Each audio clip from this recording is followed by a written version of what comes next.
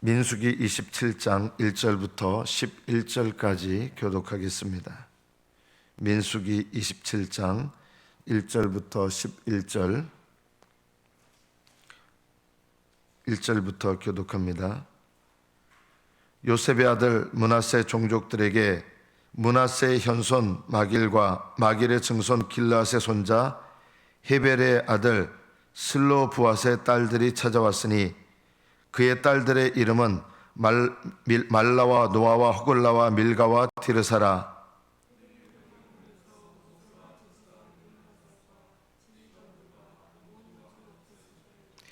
우리 아버지가 광야에서 죽었으나 여호와를 거슬러 모인 고라의 무리에 들지 아니하고 자기 죄로 죽었고 아들이 없나이다.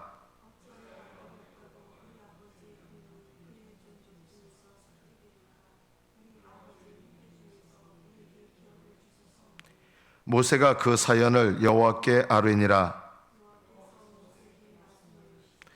슬로부앗의 딸들의 말이 옳으니 너는 반드시 그들의 아버지의 형제 중에서 그들에게 기업을 주어 받게 하되 그들의 아버지의 기업을 그들에게 돌릴지니라.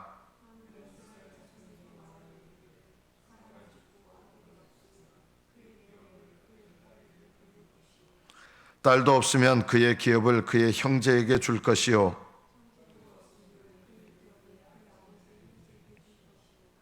그의 아버지의 형제도 없으면 그의 기업을 가장 가까운 친족에게 주어 받게 할지니라 하고 나 여호와가 너 모세에게 명령한 대로 이스라엘 자손에게 판결의 규례가 되게 할지니라. 아멘. 여기까지 받들어 읽겠습니다.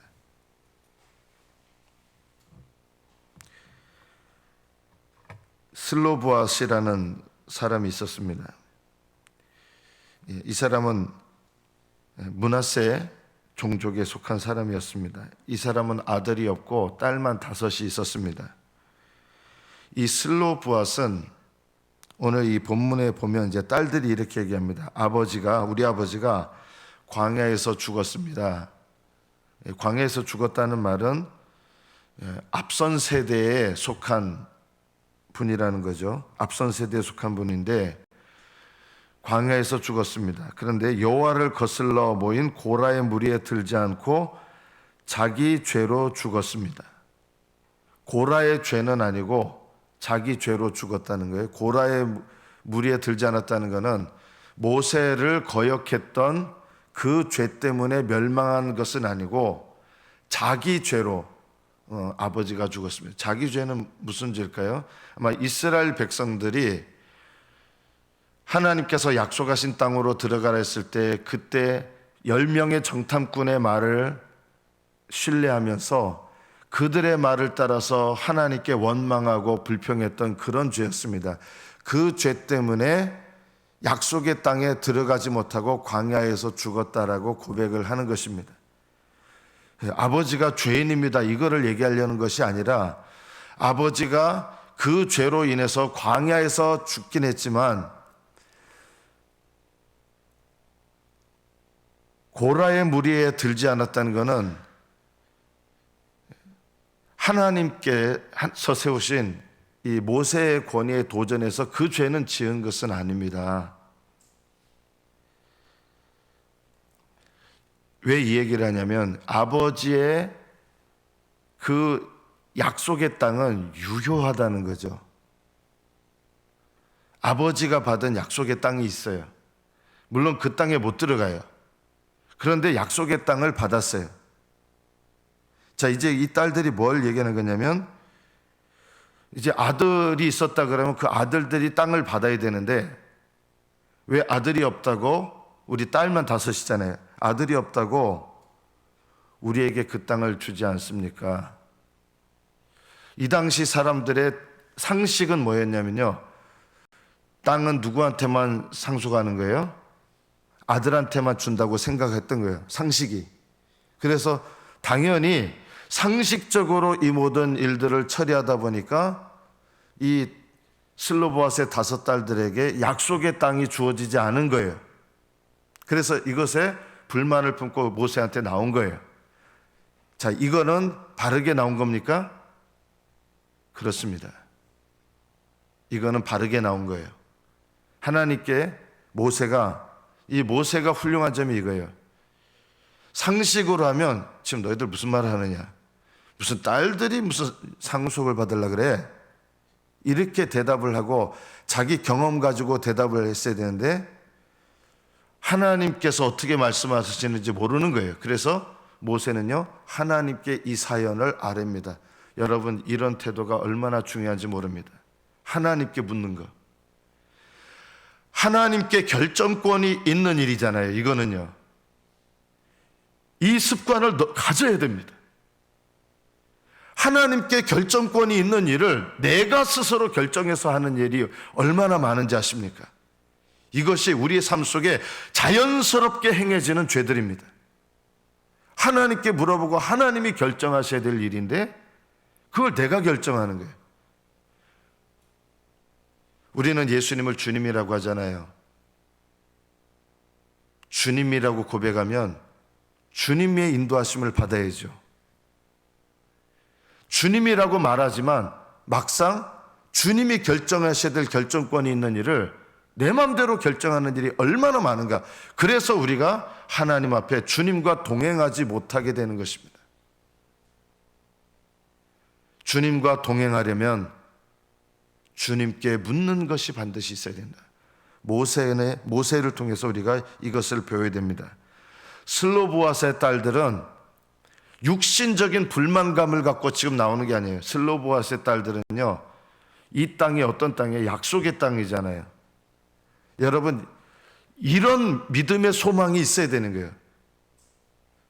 지금 땅 욕심 가지고, 세상적인 욕심 가지고 왜 우리한테 땅 안 줍니까? 이게 아니라 하나님께서 우리 아버지에게 주신 약속의 땅은 그 땅, 우리도 그 약속의 땅 받아야 된다라고 하는 거예요. 이거는 육신의 소원이 아니라 하나님께서 주신 약속을 믿음으로 붙잡는 소원이에요. 이런 소원을 갖고 하나님 앞에 나가야 돼요. 저는 여러분들이 저한테 혹시 나오실 때 이런 소원을 갖고 나오셨으면 좋겠어요. 목사님, 우리 교회를 위해서 하나님께서 이런 일을 하면 기뻐할 것 같습니다 하고 믿음의 소원을 갖고 저한테 나오면 저는 그런 것이 너무너무 기쁠 것 같아요.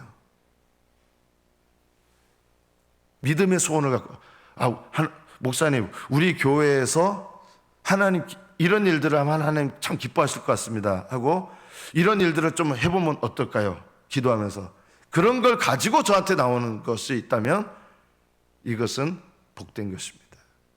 저는 그런 게 기쁩니다. 그런 게. 슬로보아스의 딸들은 육신의 소욕에서 나온 그런 소원을 갖고 모세한테 나온 게 아니라 이 모세는 예수님을 상징하는 거예요. 여기서는요, 하나님께서 주신 약속을 따라서 약속을 믿는 믿음을 가지고 나온 거예요.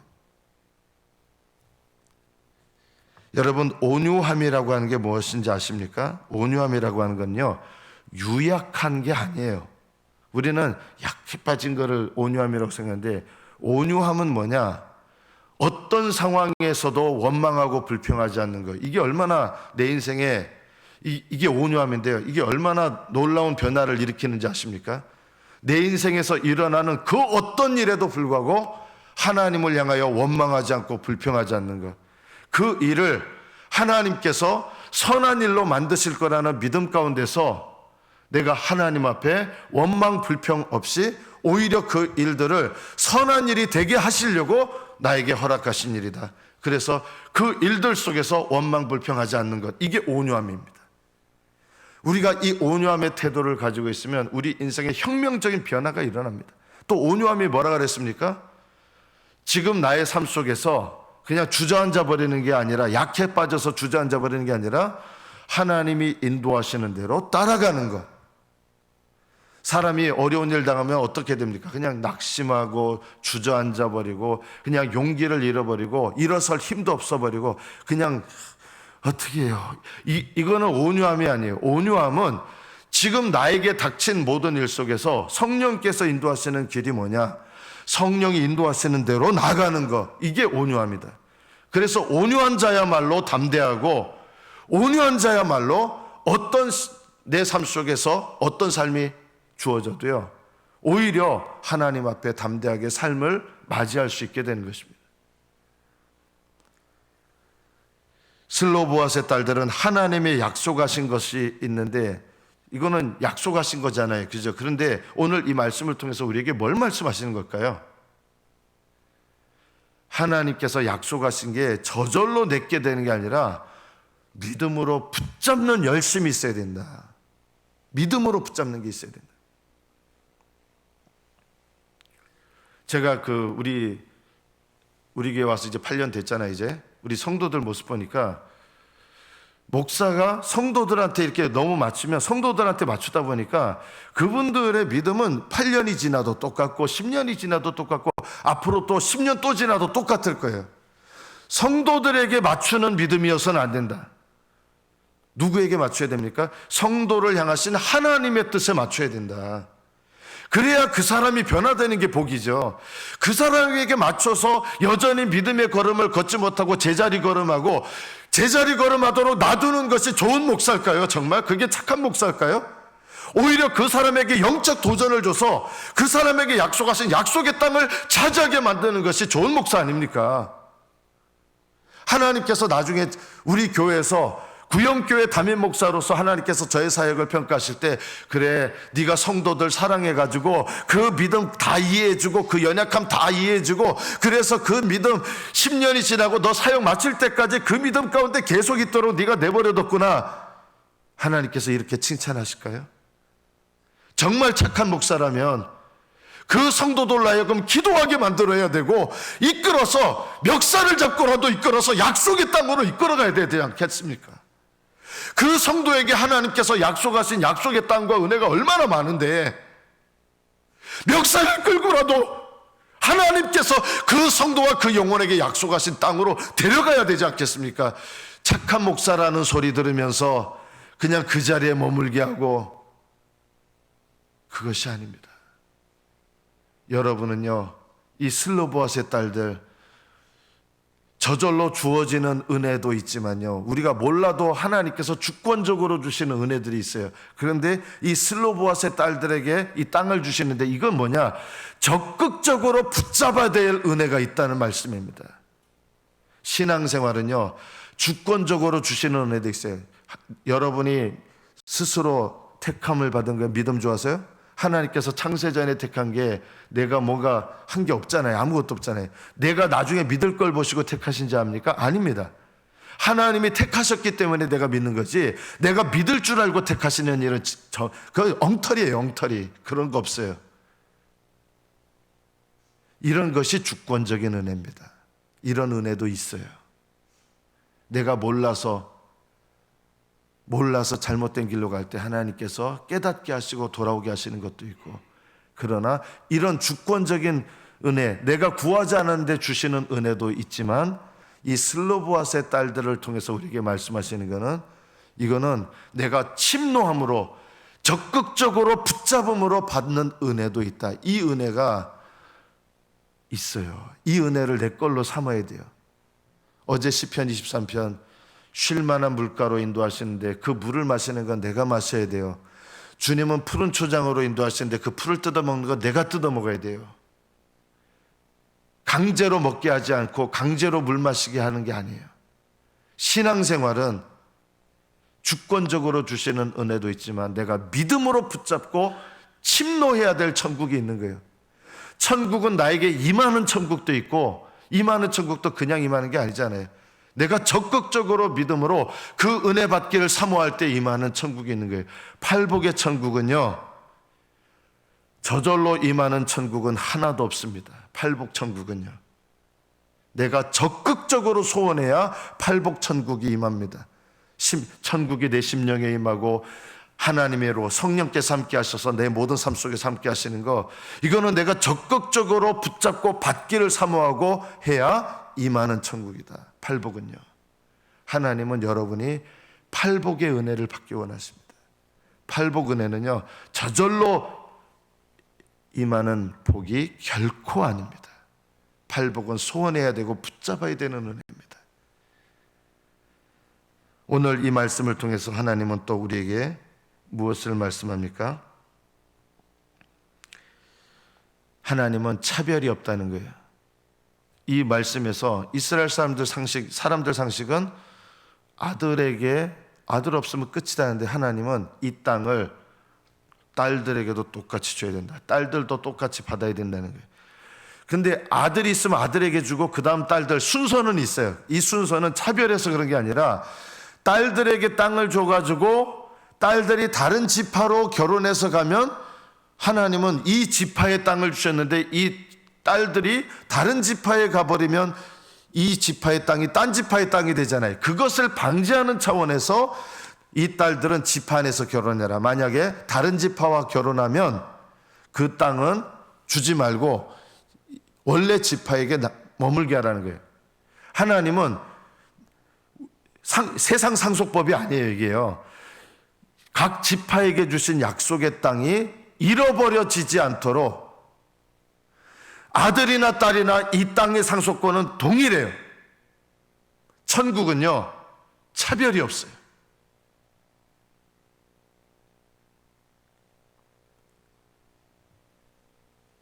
유대인이나 이방인이나 차별이 없는 것이 복음입니다.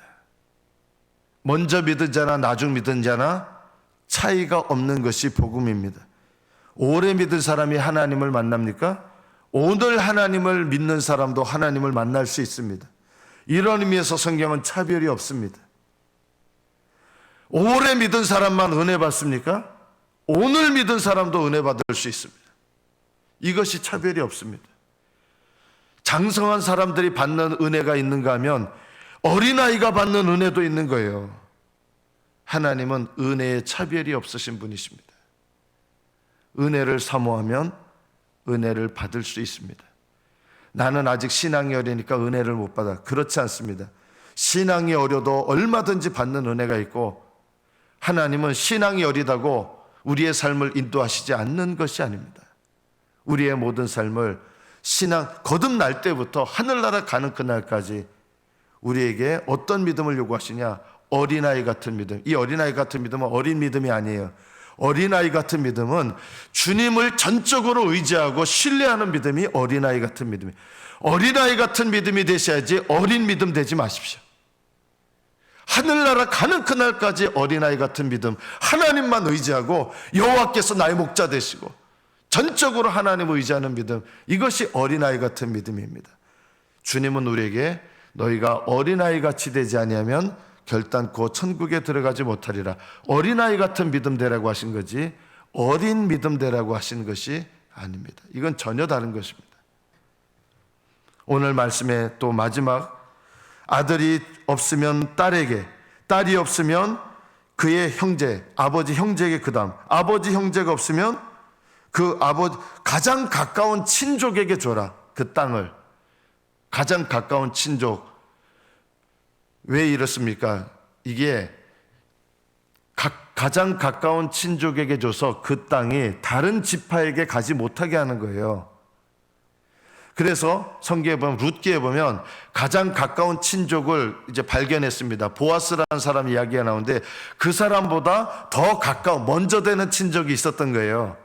그 친족한테 땅을 받아라 하니까 받겠습니다 한 거예요. 자, 그런데 그냥 땅을 받는 게 아니라 그 땅을 받아서 대가를 치러라 이러니까 나는 대가 못 치릅니다 하고 나는 그 권리 포기합니다 한 거예요. 그러니까 보아스가 이번에는 땅을 받아라, 받겠습니다, 대가 치러야 됩니다. 대가가 뭡니까? 그 땅을 사가지고 그 룻의 남편의 이름으로 상속시켜 주는 거예요. 그 전에 사람이 그거 나 못하겠습니다 했는데 보아스는 제가 그렇게 하겠습니다 이렇게 한 거예요. 그래서 그 룻을 아내로 맞이하게 됩니다. 값을 치르고요. 이 보아스의 모습이 예수님 모습이에요. 예수님은 우리에게 영생을 주셨는데요, 그냥 주신 게 아니에요. 값을 치러서 주신 거예요.